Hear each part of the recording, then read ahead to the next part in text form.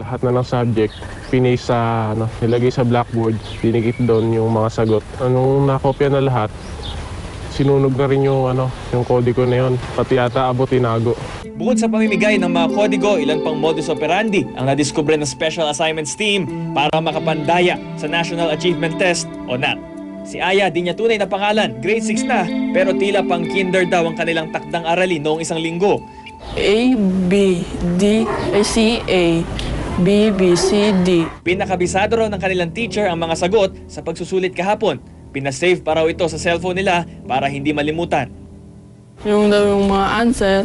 Pero yung iba kasi wala naman silang cellphone, parang nangungopia sila sa classmate. Ayon naman mismo sa gurong si Ali, hindi niya tunay na pangalan. Katapos ng exam, sa halip na idiretso na ang answer sheet sa division office, yan ay dadalhin sa isang kwarto na kung saan nandoon ang mga teachers. Itong mga teachers na to may mga dalang lapis and they are ready to erase the answers of the children. Sa litratong ito na ibinigay sa amin ng party list group na Alliance of Concerned Teachers, nakunan daw ng isa nilang miyembro ang ginawang panduduktor ng isang guro sa answer sheet sa pinakahuling NAT.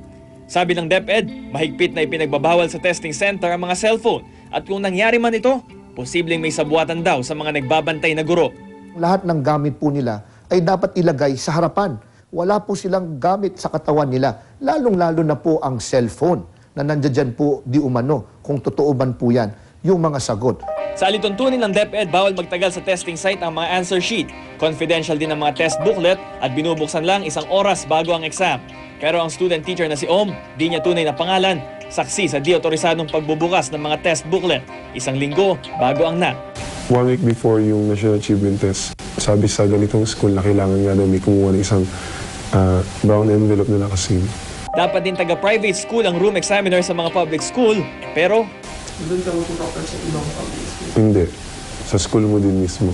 ayon sa DepEd, mahigpit ang parusa para sa pandaraya at may nakasuhan na sila noong 2012 dahil dito. Kung lahat po ng mga pahayag na yan ay totoo, ang ating pong gagawin ay mag-iimbestiga tayo